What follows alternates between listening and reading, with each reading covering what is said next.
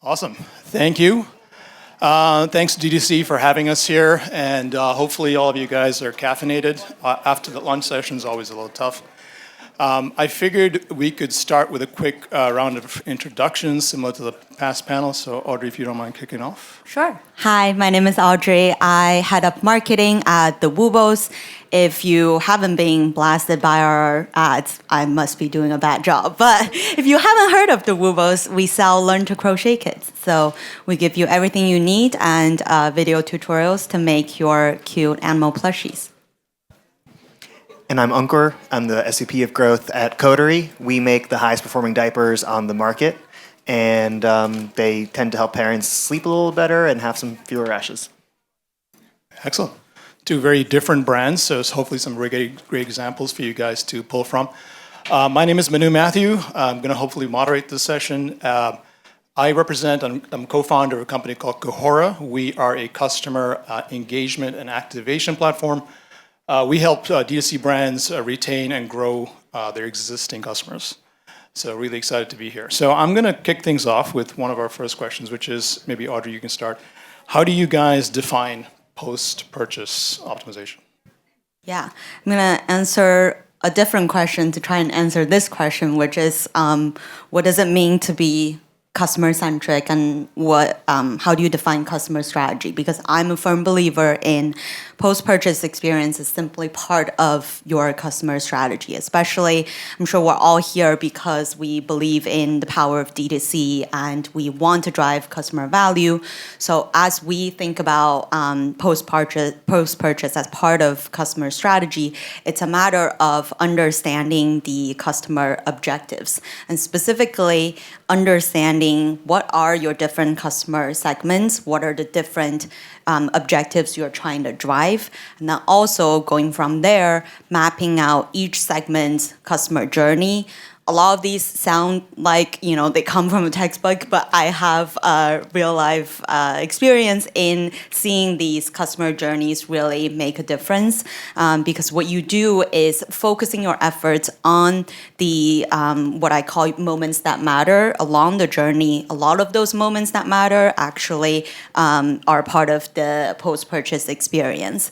So you want to map out these moments that matter for the different segments, and then you can run your tests, which all of you are probably expert at, to really be very focused on whether my tests drive that specific objective of that specific customer segment. So hopefully that answered the question. That's amazing. Ankur? Yeah. How do you define post? I agree with everything that you said. I was thinking about this also just from like a timing perspective. When do your levers actually start? So here's, a lot of people will say, even the confirmation page, right? That is the first possible definition of post-purchase, and that I can define post-purchase starting from there. Candidly, the team that I have that thinks about LTV and retention is actually thinking about 2 steps right before the checkout page, and actually the handoff from an acquisition team to a retention team starts in the cart. Because a lot of the things that happen at acquisition, and I'll talk about some of these like high value actions, have such a big determinant of your LTV. And so that's kind of how I define post-purchase. It's actually a step or 2 before purchase. Excellent.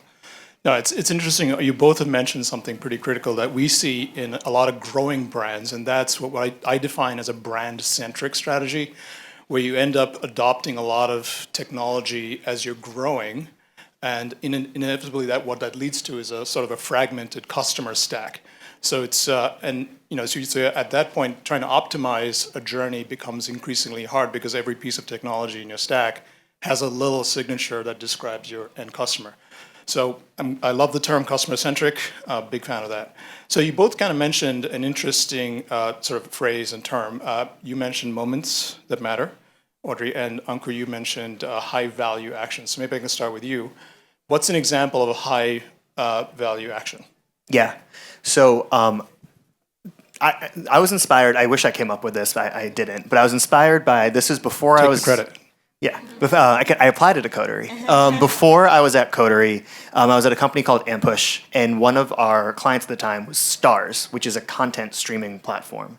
And what they found on that team was that if you watch 3 TV shows, 3 different shows in your first month, like that is a huge determinant of customer quality. And I was like, okay, so if you can start focusing your team on that one thing that they can actually execute against that makes a huge difference, that's what a high value action is in my book. For Coterie, it was actually, I mean, it wasn't rocket science, but it's just being focused. Do you subscribe? And do you add wipes? And then maybe, do you opt into text messages? We actually don't know if that matters yet, but like TBD. But that's it. You can actually make so much progress on just knowing those first 2. And we spent 4 years focusing on those first 2, and there's still more work to do there. Audrey? On that high value kind of action, what you said, it actually inspired me. You said you haven't figured out if signing up for a text makes a difference. What we have figured out, signing up for a text made a huge difference, because what I remember, it was like one of our first collab launches where we partner with other IPs like, Harry Potter, like Snoopy's, like famous IPs. One thing we did with the email teaser was we said, oh, if you want to be the first to shop, like sign up for text message. That was mainly as like at the time I just thought, oh, that's just a standard thing you do to like, let's just drive the list as much as we can, see like what that brings for us. What we found out is over time, because our SMS list is so focused on just supplying people with like the early access to the new drops. We never run any discounts. We never spam. We never do anything else. We only text people when it's a critical and really exciting moment, which is when we drop something new and they actually get 15-minute heads up to shop. And what we found was for a lot of our recent campaigns, actually, SMS being a maybe less than 10% of our email list size could sometimes drive more revenue than email does. And I think that is the moment where we realize, oh, signing up for SMS, but being really focused, telling people you're signing up not because you want discounts, but because you want to be the first to shop. And that intentionality like really drove towards the goal of incrementality in terms of driving sales and speed to sales. Excellent. So a real quick question on organizational sort of priority. Who's involved in the organization when you come up with a specific action, like you just mentioned, or Ankur, you mentioned, who's at the table, and how do you decide on which one to go with? Yeah, it took us a while to figure this out, but where we've landed is that growth, and the growth team, they should be defining the metric, and they should be understanding like, hey, does SMS matter or not? And I have an asterisk on that, but hold that thought for a sec. But then, especially with you have, for Coterie, we have SMS reordering, we have a whole account management portal. Like digital product becomes a really important team to actually execute faster. And so having a digital product person then say, hey, this is the metric that we're running against. Now we can design the tests to actually impact the metric that matters. That's how it's working now. Early on, when it was a scrappier, we didn't have as much of a digital product team. We just had growth, designing the metric, designing the test, and running the test, and that got us pretty far. But now we're at the next level. We're in that early on scrambling. But it's also like ideas can come from anyone. Like nobody should be afraid to share with the team their ideas. It's more so to a point like setting up that process and systematic approach to incorporate. Like everyone has amazing test ideas, but then how do you really structure it and put it on the roadmap by whatever priority criteria? That is the hard part. So that's exactly the thing, because I think everyone here has probably heard a million great ideas from all your coworkers about how you should do this thing that is not going to work or move the metric. If you haven't, that's surprising. But if you define the metric, if you are like, hey, listen, give me all your ideas to drive wipe adoption in the cart, and I will truly be listening to all of them. Then your team will surprise you. They'll come up with really good stuff and stuff that you might not have thought of, and they're more bought in because you're actually listening to them. And I think like this is actually an organizational design. So that's what you asked, but like an organizational design kind of thing, not a tactical thing. But that's as growth leaders, if you just set the rules of the game up correctly, then people, your teams and your coworkers will surprise you. Awesome. So one quick question. So going back to something you mentioned, Audrey. So what is the framework you guys currently have for data collection? So there's, everyone's heard the term zero-party data, which is customer-supplied intent and preference data, which is a huge part of long-term strategy, long-term personalization. What is the framework that you use, and are you guys sort of deliberate in the types of technology you introduce as part of the post-purchase optimization cycle? Very much still on the journey. I'm just going to be very honest here, answering all the questions. Regarding zero-party data, like we collect all the typical things the DTC brand collects, the transactional data, the customer level data. We have Shopify plus Clayview, probably, I'm guessing 80% of the room use the same stack. The one thing I will point out that I think I heard from the last panel, actually, the last question about like post-purchase survey. I actually am a very firm believer in collecting this, even though relatively smaller sample size, but qualitative data combined with your quantitative data to understand or to answer whatever business questions, and mainly to drive action. So what we did was post-purchase, we did not use like a standard set of, these are the 10 questions most brands ask, like wouldn't you want to know if people are happy with your brand? Sure, but then so what? Like, what does it mean if my NPS is has improved 10%? What is my action? Or if it has decreased by 10%, then what is my action to fix it? So instead, we designed the post-purchase survey with every question being super intentional so that it can be very actionable for us. For example, we ask, what was the first, how did you hear about the Woobles in the first place, to understand what's that first touch channel. And then we also ask, what brought you here today, to understand the last touch.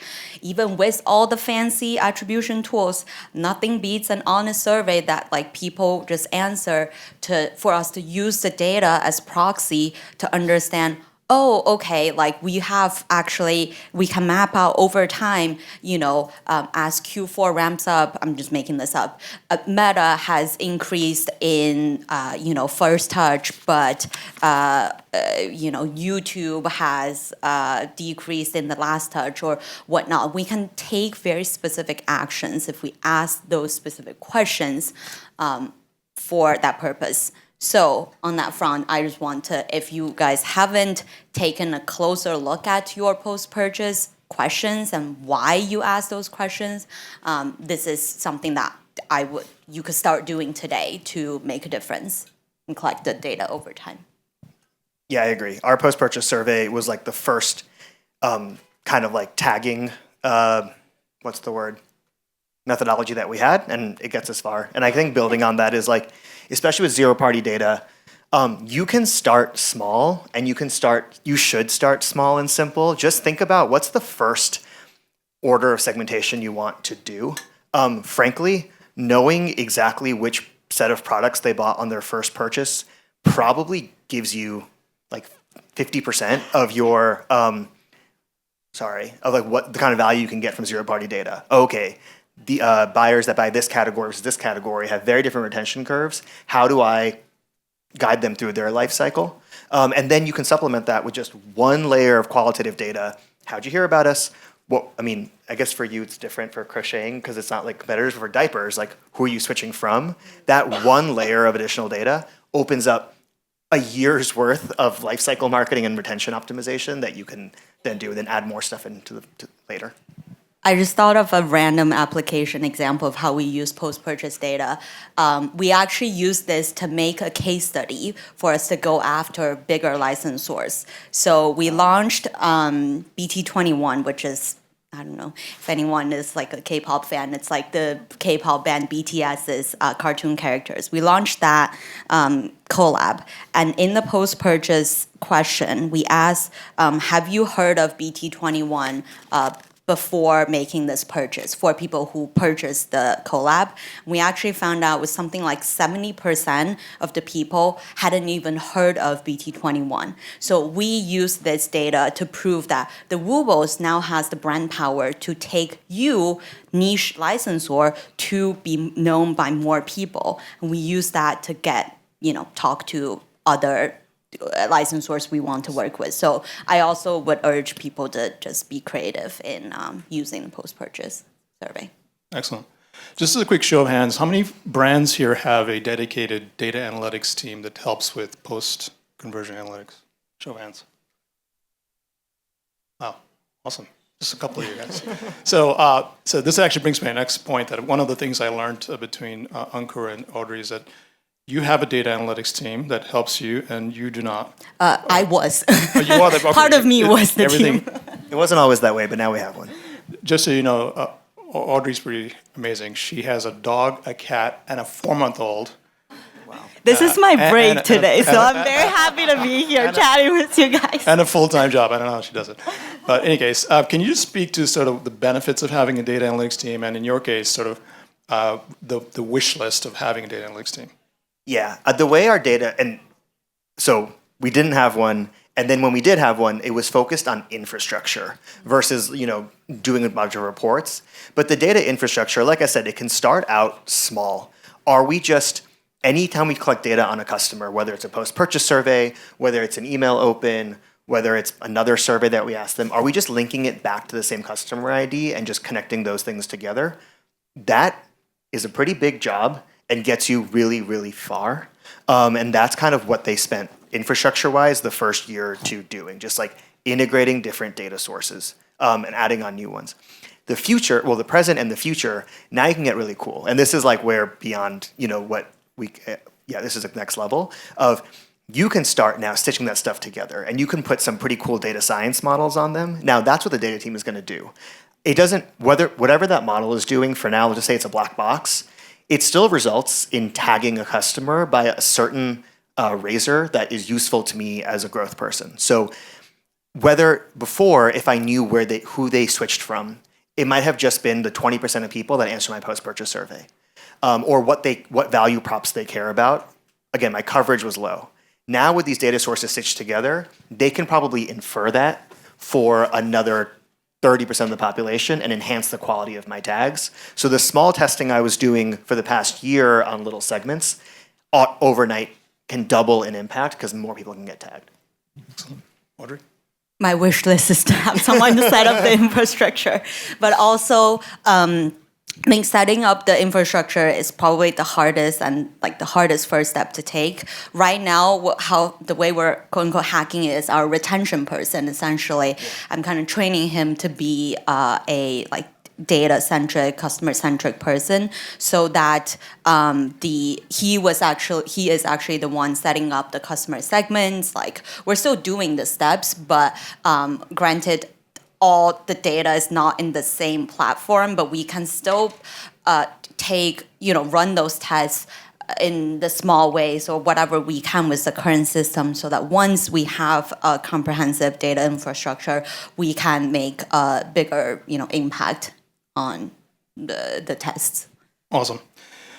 So quick question for both of you. So it's hard to have a conversation about post-conversion optimization without considering the role of social and social channels, Facebook, Instagram. So can you guys shed some light into how those channels play into post-conversion optimization for your brands? Yeah. For us, the social channels touch it. Okay, let me take a step back. The social channels and together with basically any channel that touch the customer, essentially are the faces of the brand. So for us, we're very intentional in, for example, all of our organic socials. If you go on to the Woobles, TikTok, Instagram, YouTube, you don't see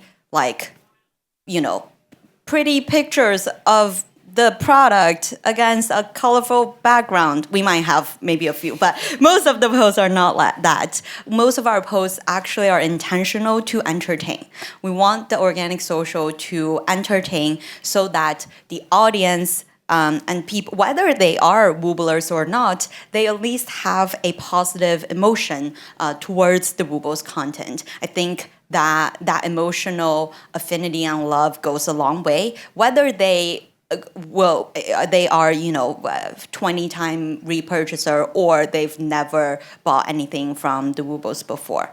But I will say the one thing that is, I guess, related to post-purchase that's social is our Facebook community. So we actually have now I think 200-something thousand people person Facebook community, where it was initially just set up as like a beginner crocheter community, and people are extremely active in that community. They share not just Woobles products, but they also like share their own crochet projects. And we have done, one example was we did what we call Wooble Along when we launched our advent calendars. Actually, for the last 2 years, every year we did a Wooble Along where we in December, every day or every other day, one of our team members would, Wooble the that day's advent calendar item. And I think that's such a fun way to engage your audience to like still be part of the brand and be part of your community even post-purchase, because that also encourage people to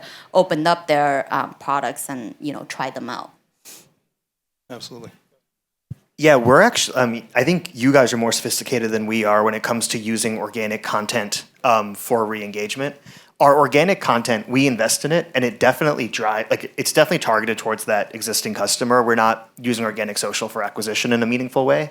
But we're not using it super scientifically. We actually don't have this like a community where we've been tempted to do it, but we haven't for a couple of reasons. So if you guys want to use content and social for re-engagement, it's definitely helps Coterie, it's working. Put a fixed budget like against it that's manageable, that you can spend without having to track a bunch of stuff on it, and then go from there. That's kind of the stage that we're still in, to be honest with you. Yeah, at Cohora, I think we're big believers that a combination of zero-party data and UGC, which is authentic content, is really this sort of stepping stone to personalized communications with your customers. And I think I read somewhere that authentic content actually drives about 22 times more engagement from your prospects than any other channel. So how about some traps? So you guys are marketing veterans here. What is words of advice or traps that you think brands should be aware of as they think about this optimization journey? I can start. Okay, so I think a trap for especially post-purchase, and you've heard me say keep it simple, start small. If there's one thing I'd want you to take away from that is that like how much that matters, how much focus matters. It's so easy to think about really complicated or really advanced post-purchase things you can do for one small segment, or like on their fourth box you can do this and plan out their whole lifetime for them. It's really tempting. It sounds cool. It sounds like the right thing to do, but ask yourself like the actual impact that's going to drive. Most of your impact is probably going to be driven in the first month, or frankly, that first order confirmation page, because everyone sees that, not just the X% of people that make it to their fourth box. So do not fall into temptation to do this complicated and more exciting stuff. Really focus yourself on probably earlier in the journey or whatever has the highest impact. And like I said, for Coterie, we've been working for 2 or 3 years on just like, we're only now thinking about month 2 in like a very like concerted testing way. There's a lot of ground to cover, and that's a trap that I don't want you guys to fall into. This is probably a hot take, and I hope I don't offend people, but I think doing percentage off or dollar off discounting is kind of cheating in a bad way, because I would urge, before you consider, whether it's for retention reason, whether it's for acquisition reason, before you consider, buy another thing for 20% off. See if you can come up with any other ideas. We have run tests, and we've actually found that when right after the checkout screen, we tested giving people an offer to buy a mystery Wooble, so you don't know what you'll get, and we tested like discount versus a deeper discount versus I think no discount. I'm pretty sure the no discount and the like lightest discount variants outperform the deeper discount. So what we learned was, hey, maybe people just want something that they don't know what they're gonna get. So like you can run your mystery product. You can run what we also have found successful is gift with purchase. I think someone in the last panel also said people love free stuff.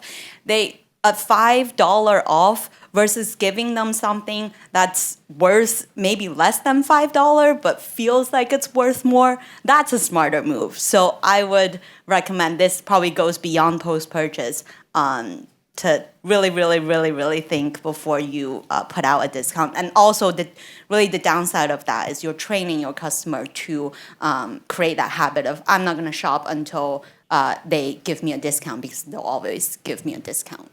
You know, one thing I want to call attention to, and this is answering the question of the trap. We've been up here for I don't know how long, but we've barely said the word email, and that's a trap, because when you think retention, but we're not decoupling those two things or overly coupling those two things is a trap. Because frankly, the majority of my wins to date have been digital product and site and account management screens. Think about where customers are actually interacting with you, and texts. Email is not your only retention lever. It might actually be one of your weaker ones if you think more critically about the whole journey. Yeah, and I just to add two wonderful points. Pay attention to your metrics, right? The metrics, the data tells you a lot. So I come across a lot of brands who look at returning customer rate as a healthy metric versus looking at gross retention. And often you'll start with healthy returning customer rates, but your gross retention over 2 years actually drops down from high double digits to single digits. So pay attention to the metrics. So thank you both for the time. I know we have time for a question or two. Yeah, we have time for a few questions. If anyone has one, raise your hand. We'll pass you a mic. Cool.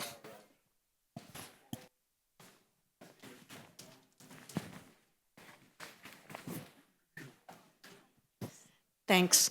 So you mentioned a lot about confirmation pages, and I'd like to know a little bit more detail about what you do, if anything, to start the customer retention experience there. I think you actually do something on your Yeah, so that mystery offer, that's on confirmation page. So it says you've checked out, right? And then it says something like, Wooble, yeah, you have 15 minutes to add a mystery Wooble to your cart. Don't you want to know what you're going to get in this Wooble? So like that's one example. The other example, on the confirmation page, we do have that post-purchase survey. So you can answer the question like right on that page. And then also, I forgot to mention, at the end of this survey, we actually, we're cheeky, we asked the question like, oh, would you like to be part of a community where you get like crochet tips and like connect with other beginner crocheters? And if you answer yes, we take you to that Facebook community. So that's think about like all the little creative ways that you can drive a certain action of the consumer. I'm going to plug No Commerce. I have no I have no financial incentive with No Commerce, but they let you do questions and actions. Yes. Native. That's what we use. Yeah. So if there's a high value action that you want them to take, No seems to be able to facilitate that nicely. What do you guys think about the logged in customer experience? So with pixels getting more and more restrictive, how do you think about incentivizing people to log in when they shop, whether they've purchased or not purchased from you? I think it depends on what you're trying to do.